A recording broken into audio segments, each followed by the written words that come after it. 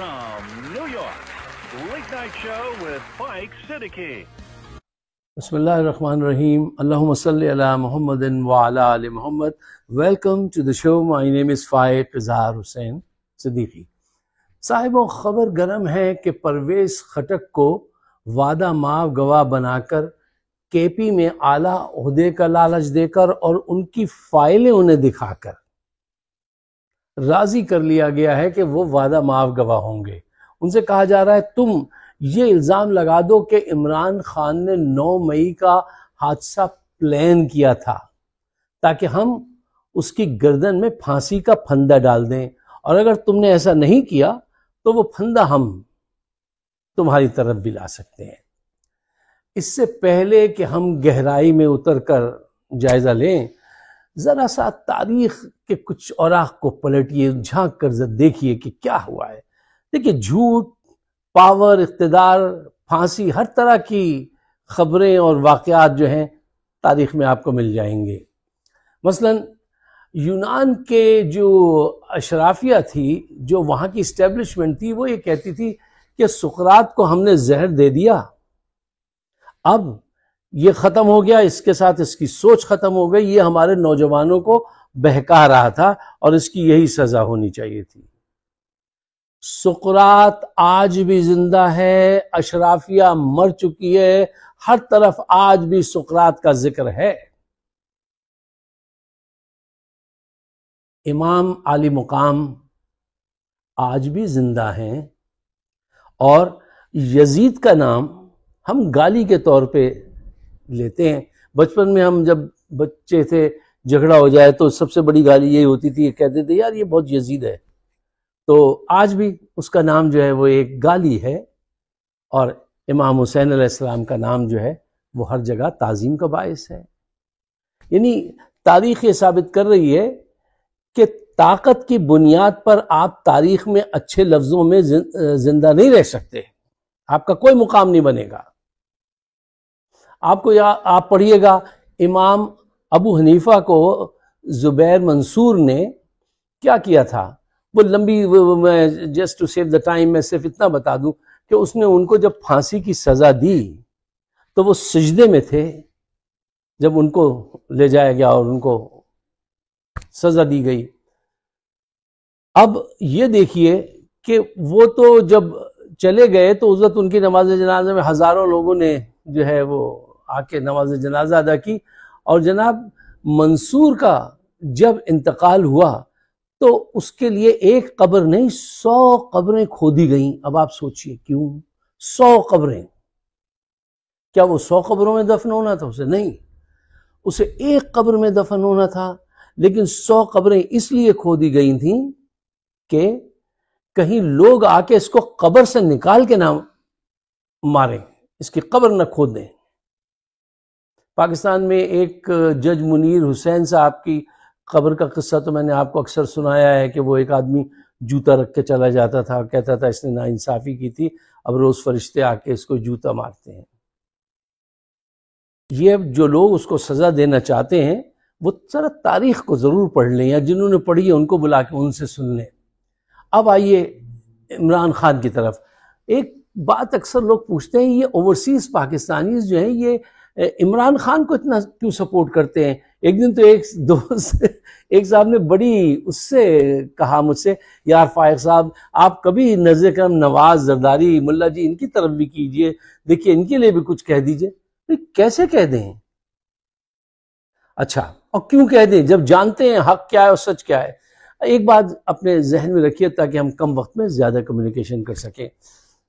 Point number 1، سیاستدان دنیا میں ہر جگہ جہاں جہاں سیاستدان ہیں وہ جھوٹ بولتے ہیں، یہ میری آبزرویشن ہے، یو میں ایگری اور ڈس ایگری، کوئی زیادہ بولتا ہے کوئی کم بولتا ہے۔ پوائنٹ نمبر 2، یہ عوام کی اور اس کے دانشوروں کی ڈیوٹی ہے کہ وہ ایسے سیاستدانوں کو سپورٹ کریں جو جھوٹ کم بولتا ہو اور جو بہتر کردار کا مالک ہو۔ یہ ڈیوٹی بنتی ہے کہ جو آپ کے سوچنے لکھنے پڑھنے والے لوگ ہیں یہ عوام کا رخ اس طرف موڑیں، ان کو آگاہی دیں، اور خود عوام کو بھی احساس کرنا چاہیے۔ اور پوائنٹ نمبر 3 جس کو میں بہت ہی زیادہ اہم سمجھتا ہوں وہ یہ ہے کہ دیکھیے جو بھی سیاسی لیڈر سیاسی جماعت کو آپ سپورٹ کریں اس کے پاس کوئی پلان ہونا چاہیے کہ وہ کس ڈائریکشن میں جانا چاہتا ہے، اس کی سوچ کیا ہے۔ عمران کے علاوہ ان کے پاس کسی کے پاس کوئی پلان نہیں ہے۔ نواز، زرداری، ملا جی، یہ آل سیلف سینٹرڈ، منی سینٹرڈ لوگ ہیں۔ یہ ان کو اپنی ذات سے عشق ہے سچا، باقی سب افسانے ہیں۔ دیکھیے ان لیڈروں کے پاس کسی بھی قسم کا کوئی پلان سرے سے موجود ہی نہیں ہے، اور یہ پوری پاکستانی قوم جو ہے نا، اس کے پاس بھی زندگی کا کوئی پرپس نہیں سمجھ میں آتا۔ مجھے ایسے لگتا ہے یہ مقصد کا شعور کھو چکے ہیں۔ ان کی بھی عوام بھی معاف کیجیے گا بہت،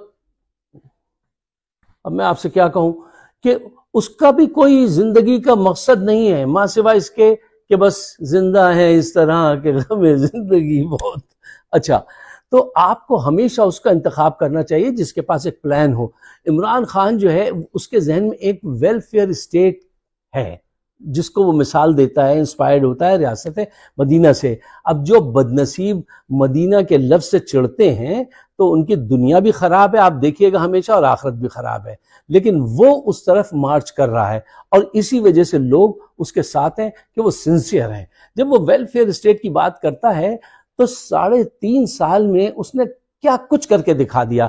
اب آپ یہ دیکھیے صحت کارڈ کا اجرا کیا کہ 10 لاکھ روپے ایک غریب گھرانے کو اگر کسی کو کوئی بیماری ہو علاج کرا لے۔ اس حکومت نے کیا کیا ہے کہ جب ہارٹ اٹیک ہو جائے ان کو کینسل کر دیا کہ صحت کارڈ کو کہ اگر ہارٹ اٹیک والا آ گیا بہت پیسے ہم نہیں دیں گے۔ یعنی کسی گھر میں مجبور انسان جو ہے، کسی کا باپ یا ماں یا بچہ تڑپ رہا ہو، اس کو ہارٹ اٹیک آیا ہو، اور یہ حکومت کہتی ہے کہ ہم پیسے نہیں دیں گے، وہ سرکاری ہسپتال ہے وہاں جاؤ۔ اس نے کہا تھا یہ 10 لاکھ روپے سرکاری ہسپتال ہو یا پرائیویٹ ہو، جہاں پہ بھی ہو سکے جاؤ، تھوڑے سے تو سرکاری ہاسپٹلس ہیں، اب وہاں کتنی لمبی لائن ہے۔ انہوں نے یہ حق چھینا ہے، یہ جو جن لوگوں نے چھینا ہے، اللہ ان کو زندگی میں دکھائے گا کہ تم نے غریبوں سے ایک امید تھی علاج کی وہ چھینی۔ ماں بھائی، کھانے کے پیسے نہیں ہوتے، دوا کے پیسے نہیں ہوتے، ہارٹ کا علاج کرانے کے لیے پیسے کہاں سے لاتے، انہوں نے وہ چھینا ہے، اور اس نے کیسا اچھا کام کر دیا تھا۔ یہ ویلفیئر اسٹیٹ اس کے ذہن میں تھی۔ کرونا کے موسم میں وہ گاڑی نکال کے لے گیا، 6.2 پہ معیشت جو ہے وہ آگے جا رہی تھی، اور یہ بدنصیب آ گئے باجوہ، اور انہوں نے آ کے سارا کام جو ہے وہ خراب کرا دیا، اور آج دیکھ لیجئے کہ ہم لوگ کہاں کھڑے ہیں۔ وہ شہباز شریف اس زمانے میں جب کرونا آیا تو اکثر یہ کہتے تھے لاکھوں لوگ مریں گے، لاکھوں لوگ مریں گے، ہندوستان میں بھی مر رہے، یعنی ان کی خواہش تھی کہ لاکھوں لوگ مریں اور حکومت سے ہم کسی طرح سے چھٹکارا حاصل کر رہے ہیں۔ وہ ہر وقت یہ کہتا تھا، کوئی پلان نہیں دیتا تھا کہ بچاؤ کیسے کرنا ہے، بس یہ کہتا تھا لاکھوں لوگ مریں گے، میں بتا رہا ہوں لاکھوں لوگ مریں گے۔ یہ لیڈر ہیں۔ آپ نے کبھی اس کو سنا ہے مریم کو؟ کسی ایک جگہ آج تک اس نے کبھی اپنی تقریر میں پاکستان کا ایجوکیشن کا کوئی نیا سسٹم ڈیزائن کرنے کی بات کی ہو، معیشت کی بحالی کی کوئی سسٹم لائی ہو، پانی میں کوئی بھی کام کی بات کی ہو، سوائے میں، میرا باپ، ہمارا اقتدار، اور ہم حکمران خاندان کے لوگ ہیں۔ بہت خوب، آپ حکمران خاندان کے لوگ ٹھہرے اور ہم بے آسرا، بہت خوب۔ اچھا، اب یہاں پہ یہ دیکھیے کہ یہ مولوی صاحبان جو ہیں یہ کہاں غائب ہیں؟ اسلام تو یہ کہتا ہے کہ حق کے لیے کھڑے رہو، مطلب کلیئر کٹ بات ہے کہ ہاتھ سے روکو ورنہ زبان سے روکو یا دل سے برا سمجھو، یہ کہیں نظر نہیں آ رہے۔ انہوں نے قوم کو یہ سمجھا دیا ہے کہ صبر کو اللہ تعالیٰ بہت پسند کرتا ہے۔ یقیناً اللہ تعالیٰ صبر کو پسند کرتا ہے، لیکن خود آپ حلوے کھا رہے ہیں اور قوم جو ہے وہ سیلابوں سے گزر رہی ہے، فاقوں سے گزر رہی ہے، اور اس پہ خاموشی ہے، کہہ دیتے ہیں کہ یہ صبر کرو، اور عوام کے پاس چلے جائیے، عوام سے جا کے پوچھے تو وہ کہتے ہیں سائیں کیا کریں، یہ تو اوپر والے کا فیصلہ ہے بابا، کہ بارش ہوتی ہے تو یہ ہم برباد ہو جاتے ہیں۔ اور لیڈر کہتا ہے زیادہ پانی آتا ہے تو زیادہ بربادی ہوتا ہے، اور اربوں روپے لے کے کھا جاتا ہے وہ لیڈر۔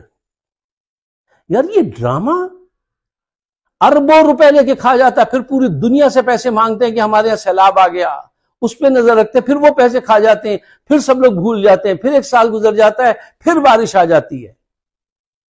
وہ عمران خان اس کے خلاف ہے۔ آخری بات، آپ یہ دیکھیے کہ وہ دو چیزوں پہ بہت ایمفسائز کرتا ہے عمران خان، کیا؟ انصاف پر اور معیشت پہ، کہ اس کو بڑھاؤ اور آگے بڑھو۔ ہم اکثر ذکر کرتے ہیں کہ ہندوستان کہاں پہنچ گیا، بنگلہ دیش کہاں پہنچ گیا، اور ہم کہاں کھڑے ہیں۔ اچھا، اس کے علاوہ یہ دیکھیے کہ کیونکہ یہ سب چوری پہ سینٹرڈ ہیں، یہ لوگ جو ہیں، جتنی سیاسی جماعتیں ہیں، ماں سوائے اس کے، اس لیے ہم اس کو سپورٹ کرتے ہیں۔ آخری بات جو میں آپ کے سامنے رکھنا چاہتا تھا وہ یہ تھا کہ انٹرنیشنل ارینا میں، اچھا میں آپ سے بات کر رہا تھا کہ انٹرنیشنل ارینا میں اس کا کیا مقام ہے، وہ پاکستان کا اسلام کا مقدمہ کس انداز سے پیش کرتا ہے۔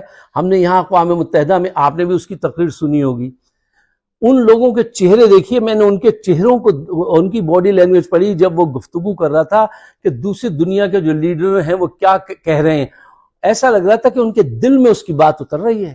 وہ نبی صلی اللہ علیہ وسلم سے اپنے عشق کا اظہار کر رہا تھا، بتا رہا تھا کہ دیکھو ان کا مذاق کرنا جو ہے وہ ہمارے دلوں کو وہ کرتا ہے، اور پھر ظاہری بات ہے کہ اس کا انجام کیا ہوگا۔ اور اتنی لاجیکل بات کر رہا تھا کہ سننے والے کتنے 42 منٹ تک اس کو سنتے رہے۔ میں نے یہ دیکھا ہے کہ جب وہ لابی میں آیا اور یہ اس اسٹیج کی طرف جانے لگا تو دو امریکن ینگ لڑکے تھے، ینگ تو نہیں، اچھی عمر تھی، لیکن وہ ایک دوسرے سے کہہ رہے تھے oh he is here, he will speak, he is here, he is here, اس کو سننے کے لیے بےتاب۔ آسٹریلیا کے صدر نے کس نے کہا تھا کہ اگر یہ 10 گھنٹے بولے تو ہم 10 گھنٹے سننے کو تیار ہیں۔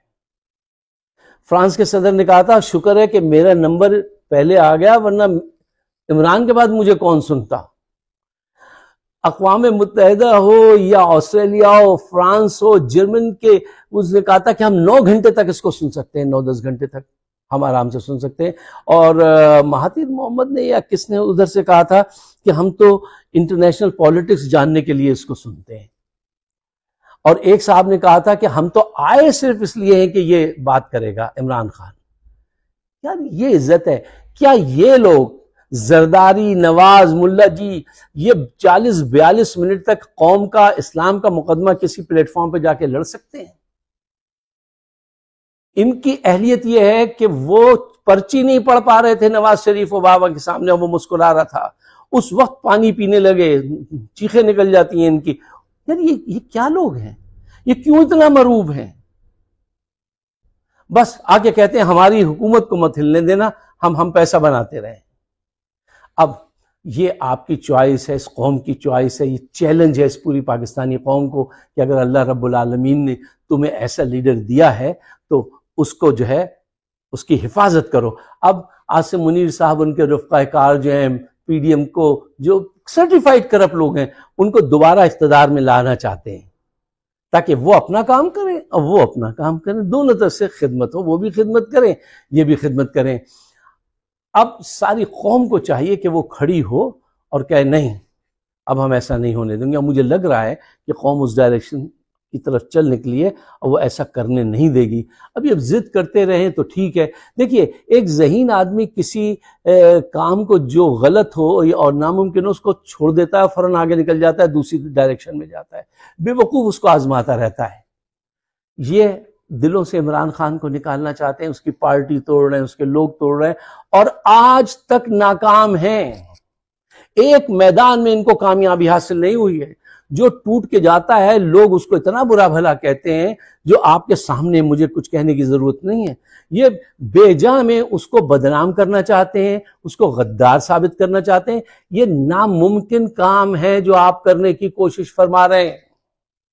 یہ ایسا ہی ناممکن ہے جیسے عاصم منیر صاحب فوجی بوٹوں کے ساتھ ماؤنٹ ایورسٹ پہ چڑھنے کی کوشش کریں، چڑھنے کی کوشش کیجئے، حضرت آپ چڑھ نہیں پائیں گے۔ وہ چڑھ پائیں گے نہیں چڑھ پائیں گے، لیکن ایک چیز پکی ہے، آپ کی موت کنفرم ہے کہ آپ ان شوز کے ساتھ جو ہے وہ ماؤنٹ ایورسٹ پہ نہیں چڑھ سکتے، یہ کنفرم ہے۔ اب اپنے اپنے نصیب ہیں، اپنا اپنا ویژن ہے، اور پاکستان تو بیچارہ ایک ایسا ملک ہے کہ جہاں نہ قوم کو شعور ہے نہ لیڈروں کو۔ اب ایک آدمی ہاتھ لگائے، اس کو کہتے ہیں مل کے مار دو، تاکہ یہ سلسلہ ہی ختم ہو جائے، پھر وہی سلسلہ شروع ہو جائے خدمت کرنے کا۔ جب میں کہتا ہوں خدمت کرنے کا مطلب کہ مال بنانے کا۔ آپ کس راہ کے مسافر ہیں، آپ کس راہ میں جانا چاہتے ہیں، اس کا فیصلہ آپ خود کیجیے۔ اگر میرے خیالات سے آپ اتفاق کرتے ہیں تو اس کو آپس میں شیئر ضرور کیجئے تاکہ آگمنٹیشن آف تھنکنگ ویوز وہ ہو سکے، سب کی ایک پیج پہ ہم آ سکیں اور ہم پاکستان کے لیے کوئی بہتر کام کر سکیں۔ مجھے اپنی رائے سے نوازیے گا۔ ہمارا چینل ہے فائق صدیقی شو، اگر آپ سبسکرائب کریں تو اچھی بات ہے۔ شکریہ، خدا حافظ۔